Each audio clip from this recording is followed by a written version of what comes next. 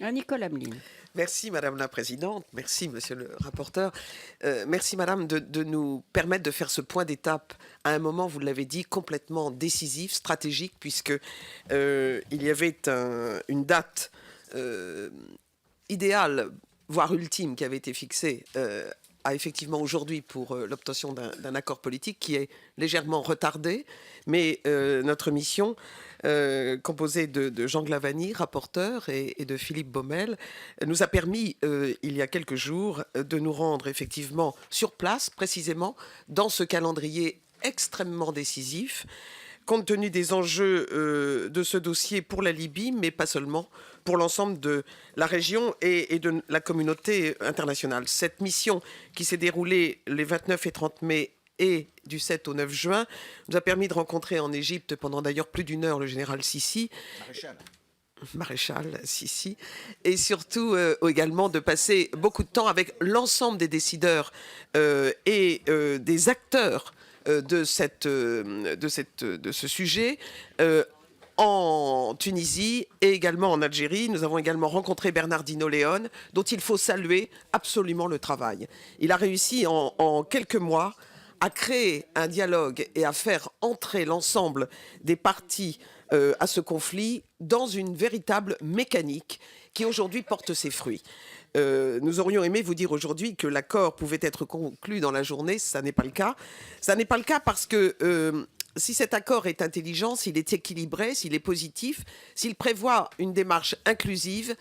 il est néanmoins encore négocié puisque contrairement à ce que nous pouvions penser, vous connaissez bien la dichotomie fondamentale entre Tobrouk et Tripoli. Les milices et les responsables de Tripoli ont accepté pratiquement cet accord avec Misrata. En revanche, c'est Tobrouk, c'est le Parlement de Tobrouk qui aujourd'hui considère que cet accord, qui est le 4e sur la table, ne répond pas totalement dans sa proposition à l'équilibre souhaité. Mais c'est en discussion. Et ce qui est surtout important de vous dire, c'est qu'il y a une prochaine réunion qui est prévue. D'abord, le Parlement de Tobrouk doit se prononcer le 20-21 juin prochain. Et il y a une prochaine réunion qui est prévue à Rabat le 24 juin prochain, qui sera probablement conclusive. En tout cas, nous le souhaitons tous. Et ce qui est très intéressant, c'est de savoir qu'aujourd'hui, l'ensemble des acteurs locaux, comme les pays riverains, voisins et la communauté internationale, considèrent que cet accord politique est absolument nécessaire, qu'il est urgent et qu'il n'y a pas d'alternative et qu'il n'y a pas de plan B, si je puis dire. Aucune solution militaire ne serait à même de régler cette situation.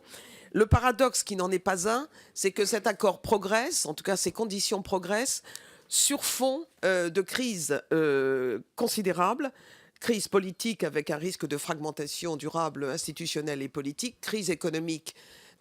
évidente puisque le pays n'est plus géré, même s'il y a encore des ressources pétrolières, et puis naturellement crise sécuritaire et crise migratoire, comme vous le savez tous. Aujourd'hui, cet accord est donc souhaité, il est possible.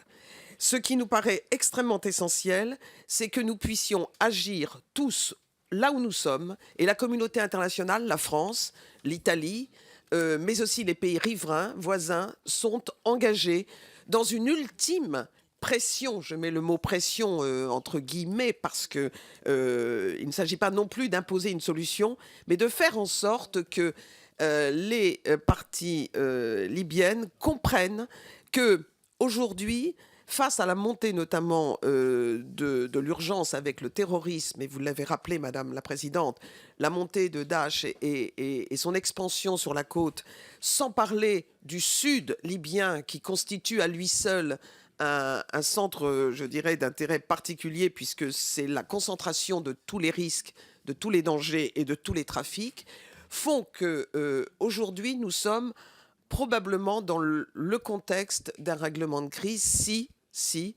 la pression engagée est suffisante. Je vais donner la parole à Jean Glavany, mais je souhaite simplement, pour ne pas perdre trop de temps, préciser qu'aujourd'hui, les pays riverains, malgré quelques approches différentes. On connaît bien la position de l'Égypte, qui a une réserve vis-à-vis du phénomène d'inclusion de toutes les factions, y compris les plus radicales. Nous avons rencontré effectivement les responsables égyptiens qui sont également partie prenante totalement de l'accord. Donc il y a un changement de position politique très clair sur l'ensemble de la région en faveur d'un accord politique. Et je me permettrai simplement de dire que la pression qui doit s'exercer également sur les pays un peu plus lointains, mais qui ont parfois joué un jeu plus ambigu, est essentielle également pour que nous réunissions toutes les conditions optimales pour favoriser cet accord. Je voudrais simplement dire que s'il n'y avait pas d'accord, nous entrerions dans un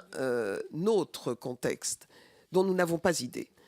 Tous les pays voisins nous ont confirmé que le règlement de la solution libyenne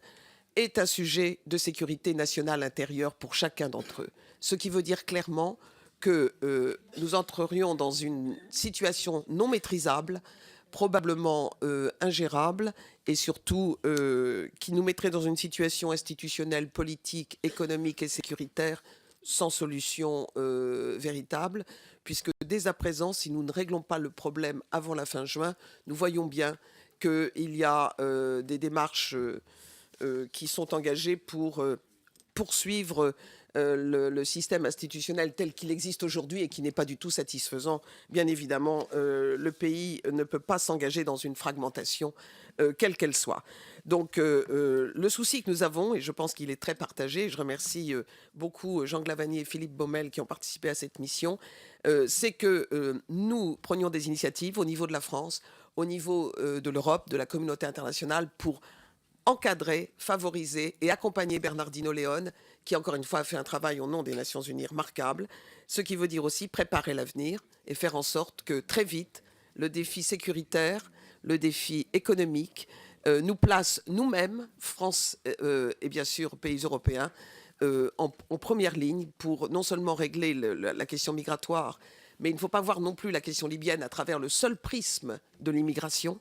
Et la solution politique, à n'en pas douter, en réglera une large part, mais aussi plus largement pour être aux côtés de ce pays et de la rive sud, qui est notre frontière, pour accompagner la suite de ce règlement politique. Merci.